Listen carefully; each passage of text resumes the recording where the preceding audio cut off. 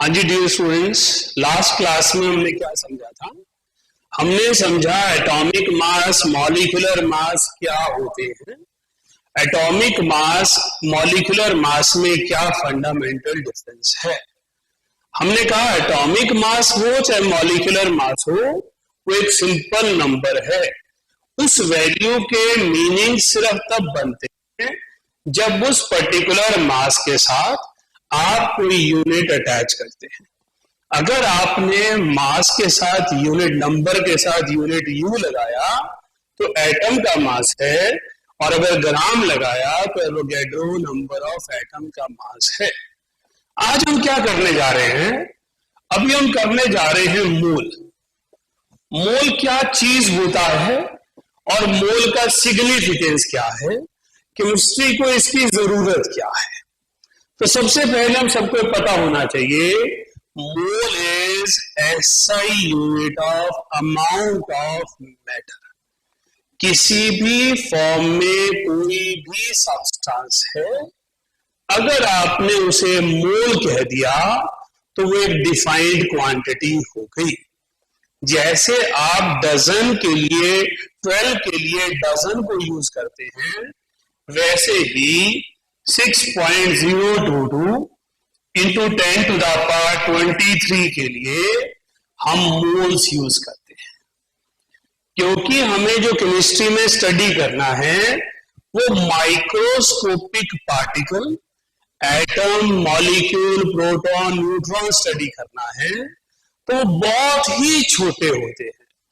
इसलिए एक बहुत बड़े नंबर को रिप्रेजेंट करता है, जिसे हम एवोगैड्रो नंबर के नाम से भी जानते हैं। क्लियर है? इतना आप सभी ने छोटी क्लासेस में पढ़ रखा है। तो अभी हमारा यहां पर फोकस क्या है? हमारा फोकस है कि हम as a student of chemistry mole को किस तरीके से इंटरप्रेट करेंगे। हम मोल को इंटरप्रेट कर सकते हैं इन टर्म्स ऑफ नंबर, हम मोल को रिप्रेजेंट कर सकते हैं इन टर्म्स ऑफ मास, और हम मोल को रिप्रेजेंट कर सकते हैं इन टर्म्स ऑफ वॉल्यूम। इसका मतलब है मैं 1 मोल सब्सटेंस जब कहूं तो 1 मोल सब्सटेंस मास की मदद से भी निकाला जा सकता है, नंबर की मदद से भी निकाला जा सकता है, और वॉल्यूम की मदद से भी निकाला जा सकता है। तो 1 mole in terms of number means Avogadro number of particles. तो जब मैं कहूं किसी सब्सटेंस का 1 मोल है तो वो एवोगैड्रो नंबर ऑफ पार्टिकल है, जिसका मतलब है 6.022 इंटू 10 टू द पावर 23। जब मैं कहूं इन टर्म्स ऑफ मास तो वो ग्राम एटॉमिक मास और ग्राम मॉलिक्यूलर मास है। जैसा कि हमने लास्ट क्लास में समझा था, atomic mass represented in grams और molecular mass represented in grams, that is said to be mole. लेकिन हमें ये ध्यान रखना है कि जब हम वॉल्यूम की बात करेंगे, it is only for gases. सभी स्टूडेंट्स को इस चीज को ध्यान से समझना है। इसको आप हाईलाइट कर सकते हैं, आप इसे रेड कलर से लिख सकते हैं। अगर मोल के क्वेश्चन में आप गलतियां करेंगे तो सिर्फ इसी में करेंगे।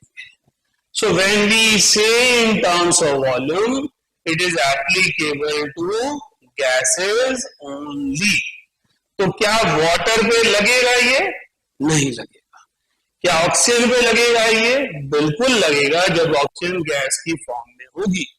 क्या कैल्शियम कार्बोनेट पे लगेगा ये? नहीं लगेगा, क्योंकि कैल्शियम कार्बोनेट का मतलब मार्बल है, और मार्बल एक सॉलिड है। तो जब हम बात करेंगे मोल की, तो ग्राम और नंबर सब फिजिकल स्टेट पर लगेगा, लेकिन वॉल्यूम सिर्फ गैसेस पर लगेगा। अब ये तो हमने पता लगा लिया कि सिर्फ गैसेस पे लगेगा। लेकिन 1 मोल का मतलब क्या है? हमने जैसे नंबर और मास की बात की है, वैसे ही वॉल्यूम में 1 मोल का मतलब है 22.4 लीटर्स, जिसको मैं लिख सकता हूं 22,400 मिलीलीटर। मिलीलीटर और सेंटीमीटर क्यूब सेम क्वांटिटीज होती हैं, तो आपको एग्जामिनर सेंटीमीटर क्यूब या सीसी लिख के दे सकता है। तो 22.4 लीटर लिखा है, 22,400 मिलीलीटर लिखा है, 22,400 सेंटीमीटर क्यूब लिखा है, ये सारे एक जैसे हैं। अगेन यहां पर मैं आप सभी का फोकस चाहता हूं कि ये जो है ओनली एट एसटीपी है। मतलब मैं जब मास की बात कर रहा हूं तो कंडीशंस इंपॉर्टेंट नहीं है, जब मैं नंबर की बात कर रहा हूं तो कंडीशंस इंपॉर्टेंट नहीं है, लेकिन जब मैं वॉल्यूम की बात करूंगा तो कंडीशंस इंपॉर्टेंट हो जाएंगी। तो जब मैं 22.4 लीटर बोलूं, ये तो एसटीपी कंडीशन है। STP means standard temperature and pressure. तो स्टैंडर्ड टेम्परेचर एंड प्रेशर बोल रहे हैं, तो हमें ये पता होना चाहिए इनकी वैल्यूज कितनी है। Standard temperature is 0 degree Celsius and standard pressure is 1 atmosphere. Mole concept में स्टूडेंट्स के लिए मैंने पहले भी समझाया, सबसे बड़ी दुविधा यही कंसेप्ट है। जितना केयरलेस स्टूडेंट है, जितना एक्सप्रेस ट्रेन पर सवार रहता है स्टूडेंट, वो सारे यही गलती करते हैं, राइट। अभी एनसीईआरटी ने इसे मॉडिफाई करके 1 एटमॉस्फेयर से 1 बार कर दिया, लेकिन एनसीईआरटी की दिक्कत क्या है, इसको तो 1 बार कर दिया, इसको चेंज नहीं किया। अगर वॉल्यूम प्रेशर 1 बार होगा तो वॉल्यूम 22.7 लीटर हो जाएगा। तो मैं चाहता हूं आप में से कोई भी स्टूडेंट इस चक्कर में ना रहे कि एटमॉस्फेयर लिखना है या बार लिखना है, क्योंकि जितने भी क्वेश्चन आपको किसी भी बुक में मिलेंगे जो मोल कंसेप्ट से रिलेटेड होंगे, चाहे वो एनसीईआरटी ही क्यों नहीं है, सभी सिर्फ 1 एटमॉस्फेयर और 22.4 लीटर को ही फॉलो करेंगे। तो इसलिए जरूरी है हमारा ये जानना कि हमने मोल को कैसे डेवलप करना है। तो एक बार दोबारा रिवाइज करते हैं। 1 mole of a substance means gram atomic weight और gram molecular weight. When it is in terms of masses, it is applicable to all forms of matter. When it is in terms of number, it represents Avogadro number of particle. That means 6.022 into 10 to the power 23 particles. लेकिन जब हम volume की बात करेंगे, सिर्फ gases पर लगाएंगे और सिर्फ एसटीपी कंडीशन पर लगाएंगे। अब आपको लगता होगा कि अगर टेम्परेचर प्रेशर एसटीपी ना हुआ तो, अगर टेम्परेचर 27 डिग्री हो गया, प्रेशर 5 एटमॉस्फेयर हो गया, फिर क्या करेंगे? उसके लिए थोड़ा रुक जाओ।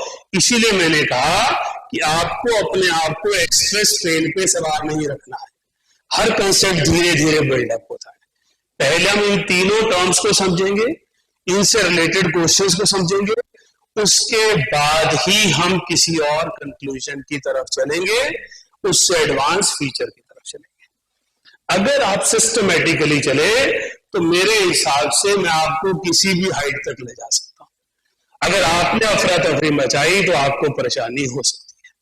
So it is very very important कि जिस सिस्टम से मैं आपको डेवलप करना चाहता हूं, आप उसी सिस्टम से डेवलप करें। ये मेरी कमिटमेंट हर स्टूडेंट के साथ कि हिंदुस्तान में कोई ऐसी किताब नहीं जिसके क्वेश्चंस आपको करने ना आते हो जब एक बार मैं कह दूं कि ये टॉपिक कंप्लीट हो गया। इसलिए सिर्फ मेरी बात सुने और उसको स्ट्रिक्टली फॉलो करें। अब हम इसको जब तक क्वेश्चन में कन्वर्ट नहीं करेंगे समझ तो आएगा नहीं। हमने पढ़ लिया, समझ लिया कि 1 मोल ये है, लेकिन यूज कैसे करेंगे, सबसे बड़ा मुद्दा तो यही है। थियरी तो आसान ही होती है। तो चलिए क्वेश्चंस करते हैं। तो पहला क्वेश्चन बहुत स्ट्रेट रखेंगे, calculate number of moles.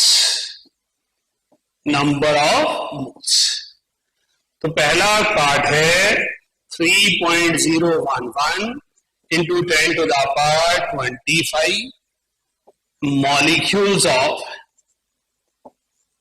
H3PO4। दूसरा पार्ट है 49 kg of सल्फ्यूरिक एसिड। तीसरा पार्ट है मेरे पास 5.6 liters of SO3 at STP।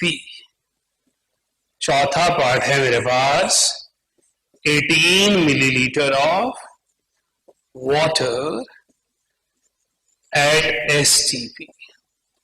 तो हमने जो जो पीछे समझा है, हम उन्हीं सारे कंसेप्ट्स को यहां पर अप्लाई करने जा रहे हैं।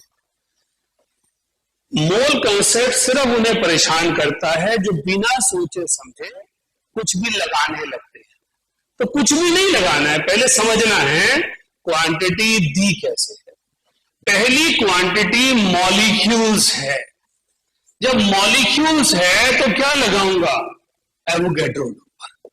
तो मेरे पास मोल्स आ गए, मुझे कहा गया नंबर ऑफ मोल्स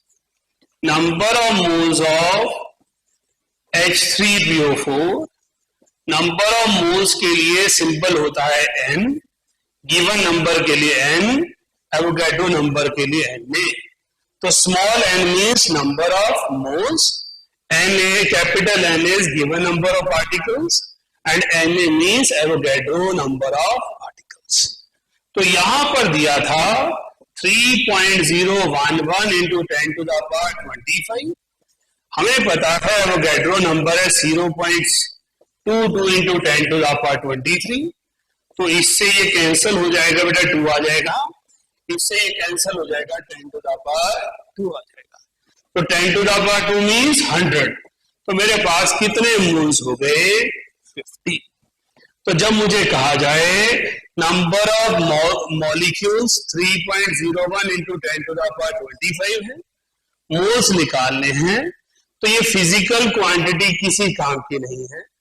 जितने बच्चे टाइम वेस्ट करना चाह रहे होते हैं, जिनको शौक होता है खुद को परेशान करने का, वो फास्फोरस का मास ढूंढ रहे होते हैं, इस H3PO4 का मास ढूंढ रहे होते हैं।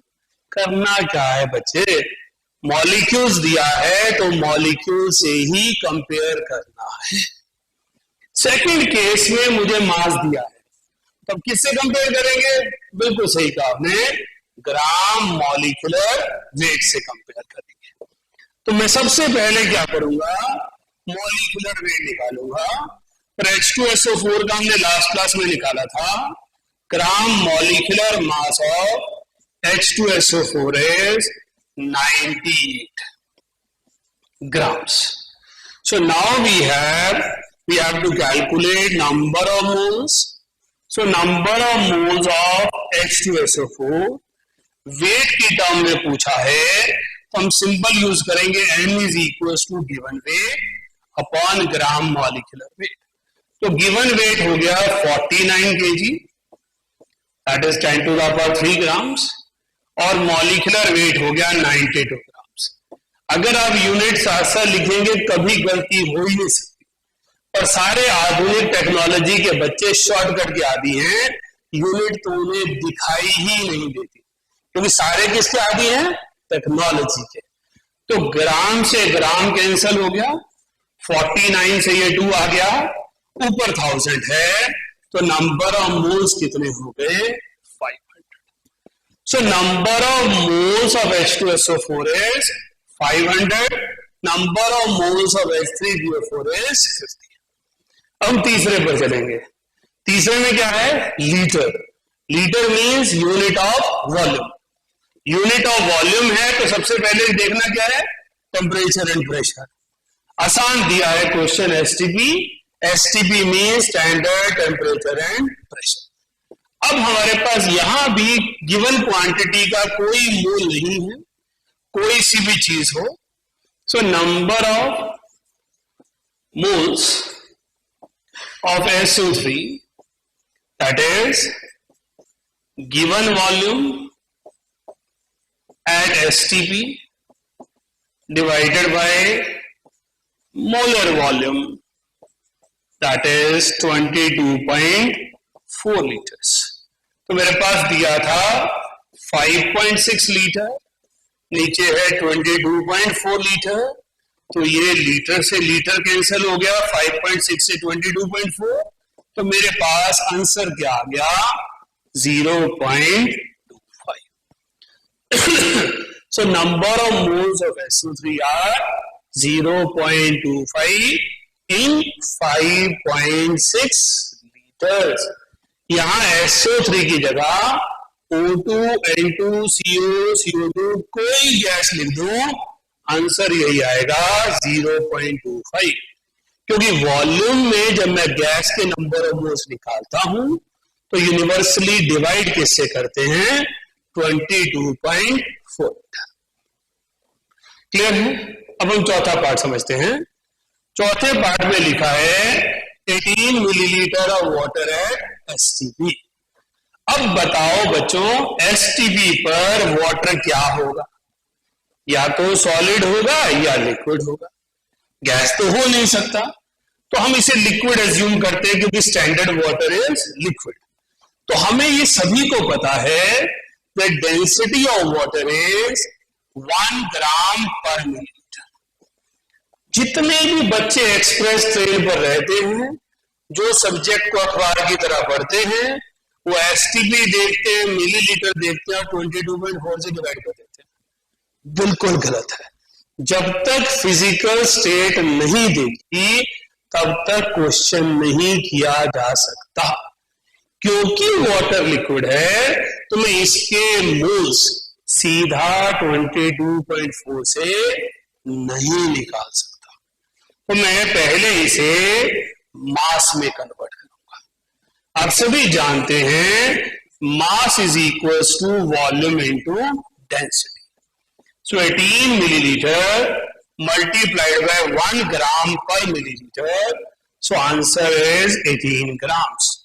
Now number of moles is given weight by gram molecular weight, so it is 18 gram. Water का weight कितना है, 18 gram, so number of moles is 1. Right? तो आपको मेरे समझाने का पर्पस क्या था? सबसे पहली चीज मोल्स क्या है. When we say number of moles, it can be represented in terms of mass, it can be represented in terms of number, it can be represented in terms of volume. जब volume लगाएंगे तो only for gases और STP ध्यान रखेंगे. फिर हमने question किया, हमने समझा कि कैसे कैसे हम मोल्स को निकाल सकते हैं from the given quantity in molecules, kilogram, litre और मिलीलीटर. मिलीलीटर मैंने आपको वाटर दिया था, वाटर एट STP लिक्विड है, तो जब तक डेंसिटी ना पता हो तब तक क्वेश्चन ना करें. हाँ बेटा, बिल्कुल सही कहा आपने कि वाटर की डेंसिटी तो सर हमें पता है, कोई दूसरा लिक्विड हुआ तो क्वेश्चन में डेंसिटी होगी, कोई सोचने वाली बात ही नहीं है. सब सब्सटेंसेस की डेंसिटी होना याद करते हैं, कितने सारे लिक्विड है हमारे पास. So please don't worry about that, tension free smile के साथ पढ़िए और मोल को दोस्त बनाइए. So number of molecules, weight, litre, पहले अंडरलाइन करें क्वांटिटी कौन सी है, राइट? उसके बाद ही काम करें. आपसे मॉलिक्यूल्स पूछे हैं तो भी मोल्स निकालिए, लीटर पूछा है तो भी मोल्स निकालिए, कुछ भी पूछा हो तो मोल्स निकालिए. कैसे? उसके लिए मैं आपको एक और क्वेश्चन करवा रहा हूं. तो लेट्स से मेरे पास क्वेश्चन आ गया, calculate number of molecules in 11.2 centimeter cube of CO2 at STP. तो हमें वैसे यूनिटरी मेथड से पता है कि 22.4 एवोगैड्रो के साथ हम कंपेयर कर लेंगे, पर मैं चाहता हूं आप हर क्वेश्चन को मोल के जरिए समझें, स्टार्टिंग में। आगे तो जैसे मर्जी कर लीजिए, जितनी कमांड आती जाएगी उतना आसान होता जाएगा। सो number of moles of carbon dioxide is 11.2 cc, मतलब 11.2 into 10 to the power -3 liters, 22.4 litres. Litre से लीटर कैंसिल हो गया, ये 2 आ गया, मेरे पास वैल्यू आ गई 5 into 10 to the power -4। और मुझसे मोल्स नहीं पूछे हैं, मॉलिक्यूल्स पूछे हैं, तो मैं मॉलिक्यूल्स के लिए क्या करूंगा? राइट, बिल्कुल सही कहा आपने। Number of moles into Avogadro number 5 into 10 to the power -4 into 6 ले लेते हैं, 0.022 रहने देते हैं, 6 into 10 to the power 23, ये हो गया 30 into 10 to the power 19, which we can say 3 into 10 to the power 21. So 20, not 21. So 3 into 10 to the power 20. तो जब मुझसे मॉलिक्यूल्स पूछे जाएं तो मैं पहले गिवन क्वांटिटी को मोल्स में कन्वर्ट करूं और उसके बाद ही मैं मॉलिक्यूल्स बनाऊं। क्लियर है सबको? आज के लिए हमारा इतना ही है। हमने मोल समझ लिए, मॉलिक्यूल समझ लिए, वॉल्यूम, मास सब समझ लिया। तो आज के लिए इतना है, घर जाके अच्छी मेहनत करें, अगली क्लास में क्वेश्चंस के साथ, डाउट्स के साथ तैयार होने चाहिए। Okay, rest we take up in the next class.